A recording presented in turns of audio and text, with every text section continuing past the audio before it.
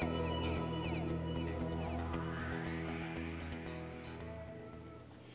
everyone, today I'm here with Mark Laham, and he's a Yin Yoga Instructor, and he's going to show us some postures. Hi, so well, we're here to talk a little bit about Yin Yoga. I'm a Yin Yoga teacher trainer, and I've been teaching it for quite a while now, and it's had, quite a huge effect on my life specifically and the life of a lot of the students that I teach.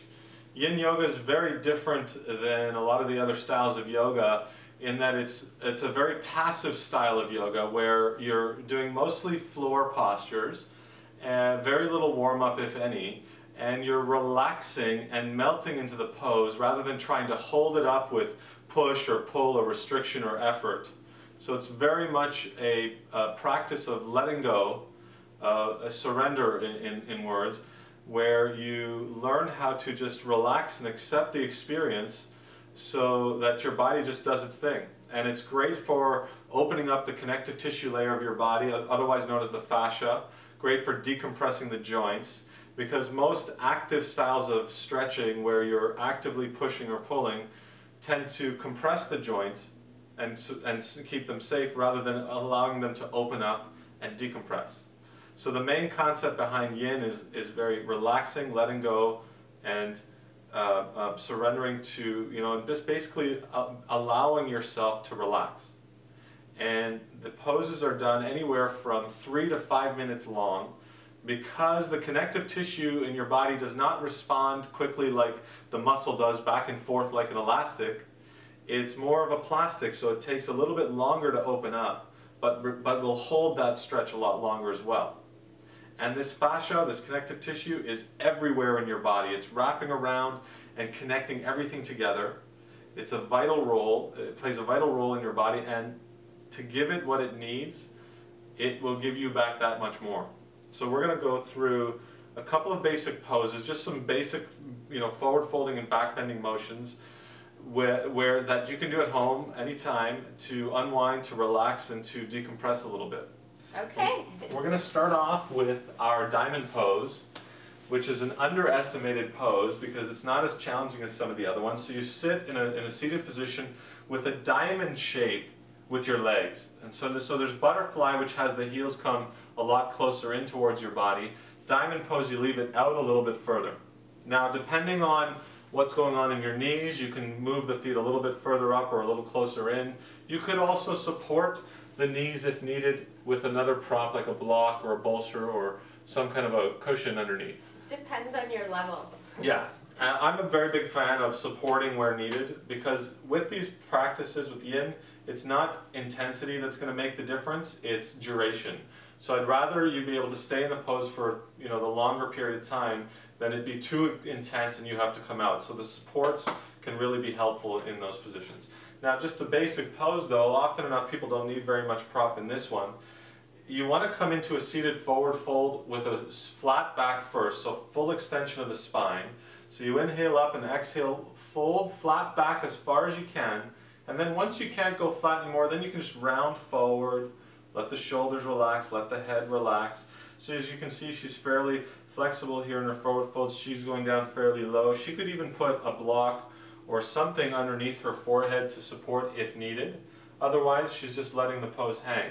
And the key here is to use your breath, inhaling deep into the belly and ribs. And exhale, just relax your body. Allow gravity to pull down on it. You just need to be there to allow your body to relax. So you focus on what part of your body is resisting this motion, and you just use that exhale, use that breath to let it relax, let it sink down, let it open up, decompress.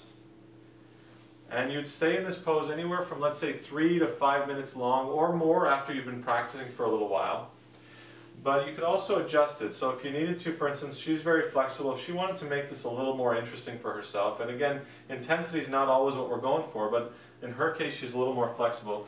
She place a block, maybe a wooden block. You might want to put a little towel on it to give it some cushion so it doesn't hurt your ankles. So it elevates her feet, and she's going to feel it more into the outside of the legs now. And then she just comes right back down into it. On the other side of the equation, if someone was a little more stiff and couldn't fold down as far, they could actually place the block underneath their seat and a couple of props underneath the knees, which will help bring the spine down a little bit further if you're challenged with flexibility. And then to come out, I usually recommend that people use their hands, so hands down on the floor alongside you. Use the arm strength to help roll back up. And then you can remove the block, help the knees up together.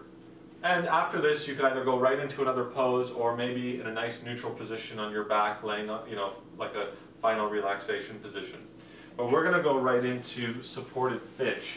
So supported fish, one of my favorite poses for most of us who tend to have a little bit of a slouching problem, and it's almost like an epidemic going on.